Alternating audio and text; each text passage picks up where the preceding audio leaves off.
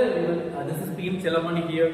First, I would like to welcome you to my today's session. In this session, we are going to explore about how to solve this problem. Here, our task is we need to expand this function f of x in terms of Fourier series expansions. Okay. Before we dive into solving this problem, let us know why we need to expand this function f of x in terms of Fourier series expansion. This is our question now. So the answer is, for example, suppose if you want to analyze any complex signal, right? If you use Fourier series expansion, you can easily analyze, because the role of Fourier series expansion is it is giving us any complex signal in terms of sine and cosine wave. Suppose if we have our complex signal in terms of sine and cosine wave, it can be easily analyzed because sine and cosine wave are periodic functions. So once we convert our complex signal into periodic signal, that can be easily analyzed.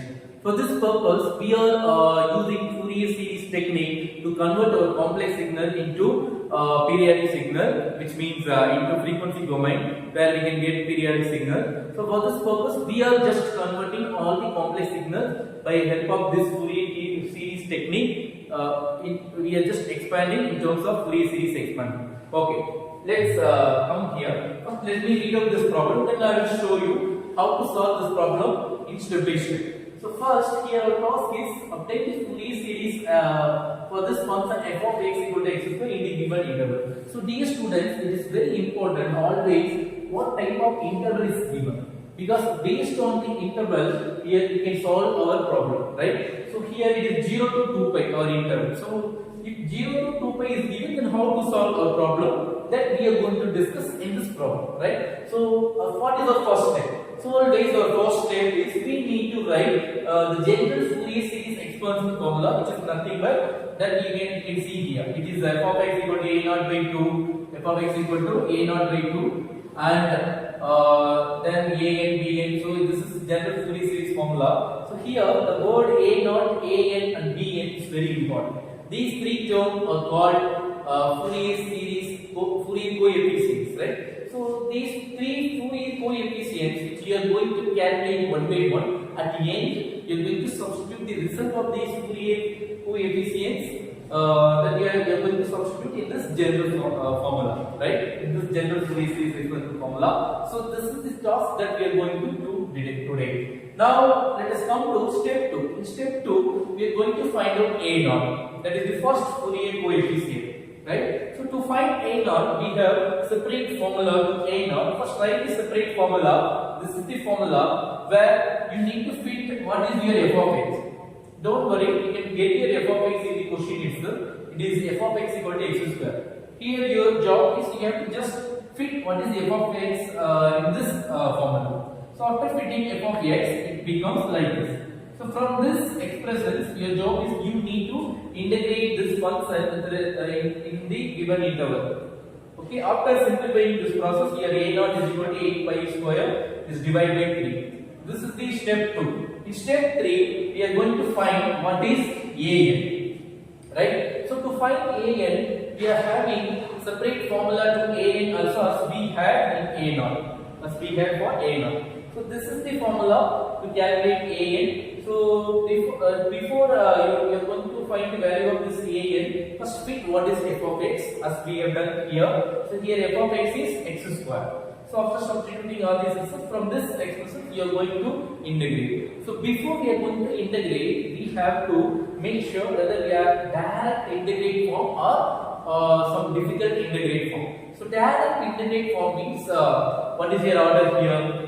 Dx, which means you have to integrate your given function with respect to x, right? So when you integrate with respect to x, if you have single functions in terms of x, then it is called direct integration form. Suppose if you have multiple functions in terms of x, then it is called difficult integration form. Whenever you have here, look at here, we have x square, this is first function, this is another x function. We have 2 times functions in terms of x, right? So in this case, what we have to do, it is called difficult integrating form. So in this case, we have to use some special formula to integrate this, which is called Bernoulli's formula, right? So here I have written what is Bernoulli's formula. By help of this formula, we are going to solve this problem. So what is saying in the Bernoulli's formula? To integrate your previous expressions in Bernoulli's formula, you need to know all these three results. What is u, what is v, what is u dash and v1 and so on. So let us come here. So first, from this expressions, we have to pick, we have to choose what is u and what is dv. So dear students, always you should be very careful, because most of the students are thinking u has to be chosen only the first term. Okay, only the first term always has to be chosen as u, but it is not correct, it is wrong. Okay, so when you choose u, what you have to do, you have to that u has to satisfy one condition. The condition is at some point of differentiation of u should give us 0. Okay, that is the condition. So if you choose u, this one, definitely it will give 0 at some point of differentiation. If you choose this one as u, definitely it will never give us 0 at some point of differentiation. That is why I am saying we should be very careful when we are choosing u. In this aspect, we have to choose u, because sometimes they will confuse you by swapping the terms from here and there and here, right? So we should be very careful. Okay. Now let us come here. You just write what is u. The rest of the terms has to be treated as dv, right? So from this expression, you just divide this into two parts. In the first part, what you are going to do is you are going to differentiate. In the second part, you are going to integrate. So now let us start the differentiation till the successive derivative. Successive derivative is nothing but till the last term to the before the last term to the 0. So hereafter it will be 0 if you differentiate. So this is the last term. So this is what is called the successive derivative. Now once you find your successive derivative, it is u double dash is successive derivative. Now let us get back to the formula. Here, what is the pair of u double dash? It is v2. So on this side we have to work out till v2, because this is the pair of y double dash.